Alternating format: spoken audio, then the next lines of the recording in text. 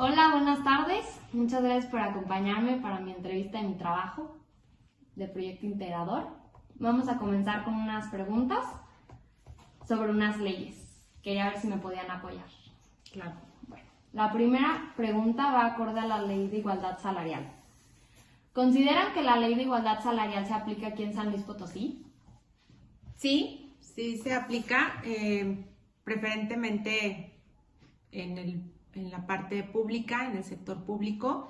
No hay esa diferencia en salarios entre hombres y mujeres por el mismo tipo de actividad, pero sí se sabe que en el sector privado todavía hay situaciones de desigualdad económica.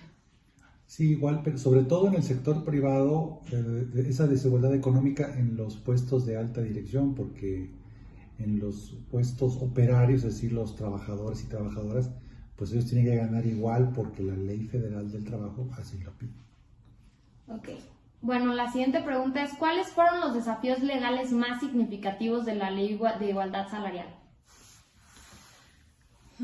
Pues lograr precisamente esa igualdad salarial entre hombres y mujeres por un mismo trabajo desempeñado. De hecho, yo creo que el espíritu de esa ley. Sí, el desafío es sin duda que a igual trabajo, igual remuneración económica. Entonces, ese es el gran desafío siempre, ¿no? Okay. La siguiente ley es la Ley de Violencia de Género.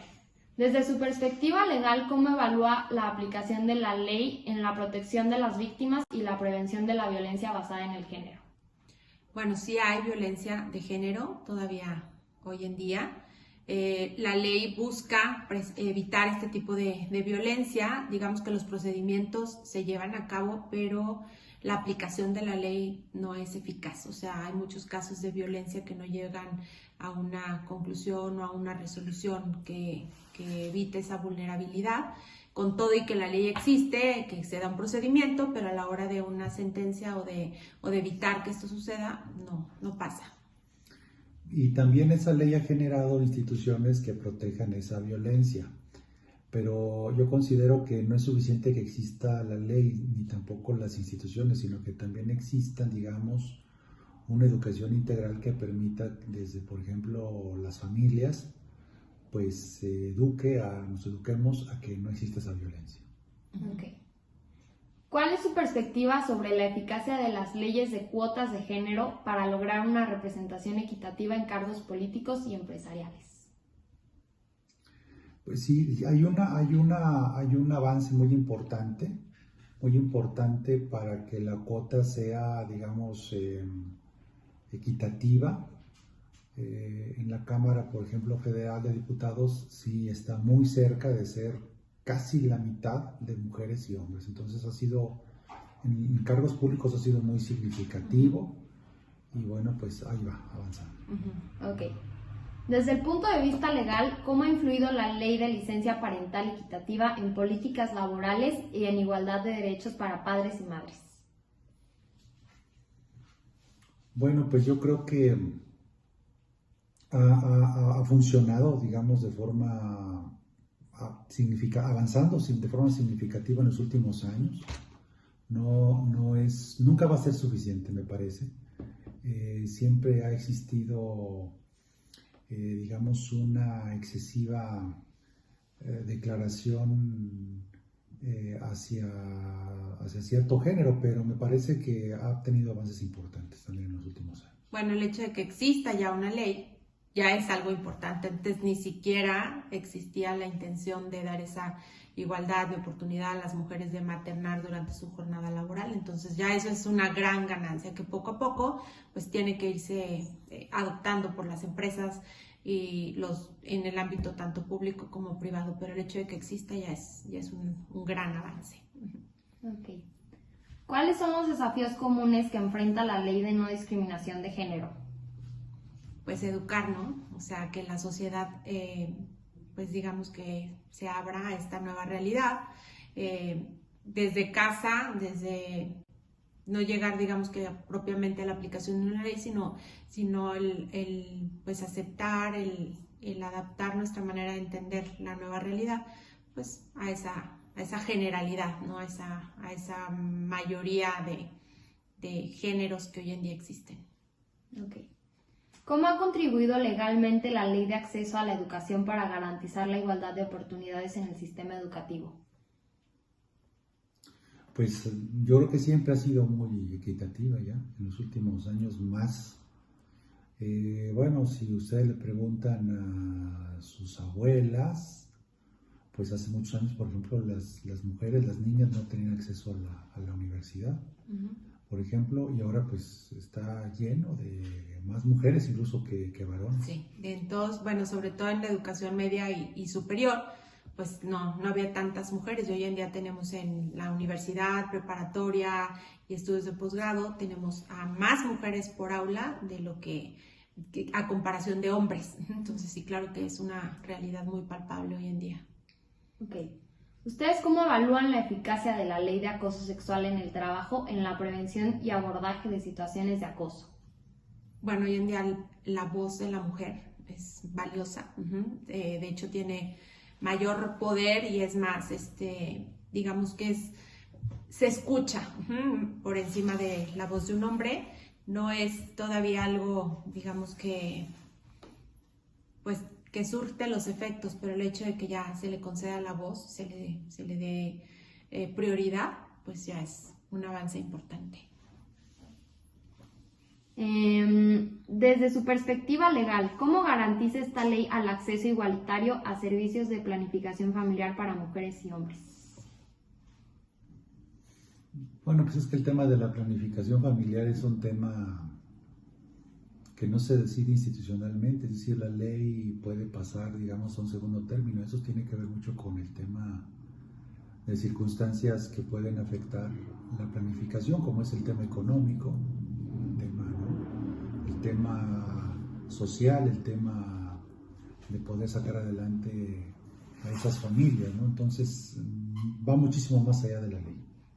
Pero la ley, o sea, el hecho de que exista esta ley hace que existan, por ejemplo, campañas de planificación familiar, y como hoy tenemos mucho más acceso a información en redes sociales, por ejemplo, pues la juventud desde muy temprana edad pues puede tener ese tipo de idea de qué quiere o no quiere hacer. Y bueno, el hecho, por ejemplo, de que se dé esa, digamos, esa responsabilidad compartida que antes solamente recaía en la mujer y hoy en día también en el hombre, pues abre la puerta a que realmente sea una planificación familiar compartida, como debió de ser desde el principio. Okay.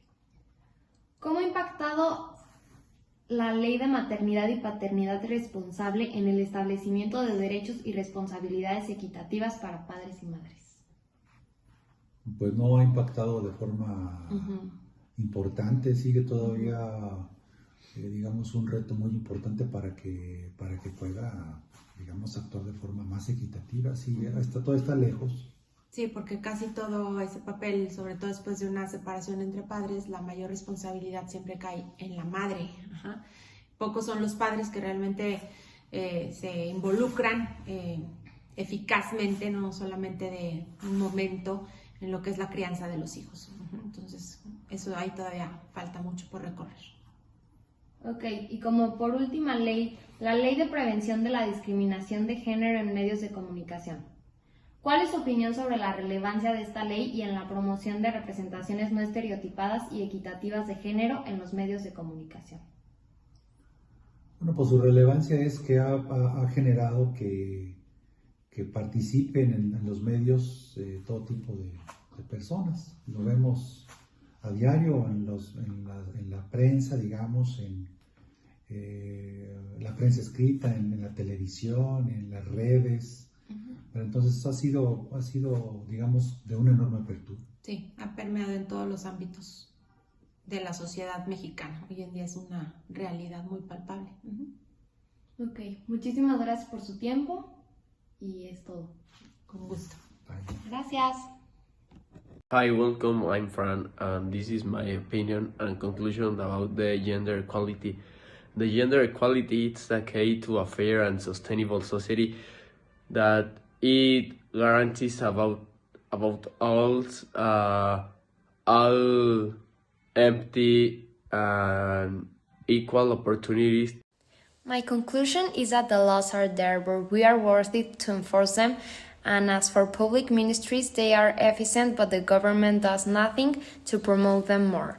These laws are the result of the change of these new times and are intended to have a positive impact on today's society.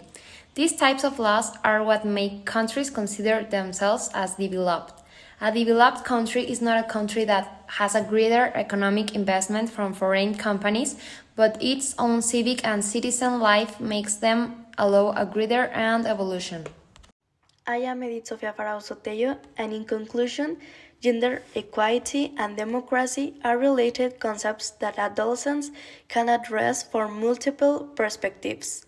By challenging gender norms and actively participating in democratic process, young people contribute to the development of a more just and inclusive society for future generations.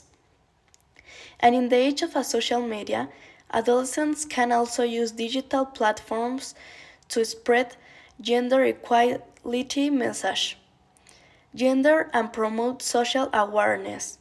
The democratization of information allows youth voices to reach broader audiences, generating meaningful conversations and pushing for positive change. My name is Rodrigo Pedrosa, and my conclusion or opinion is that gender equality is essential to building a fair and progressive society. This is Alejandro Tasea Felix, and I think gender equality is treating everyone as a human being.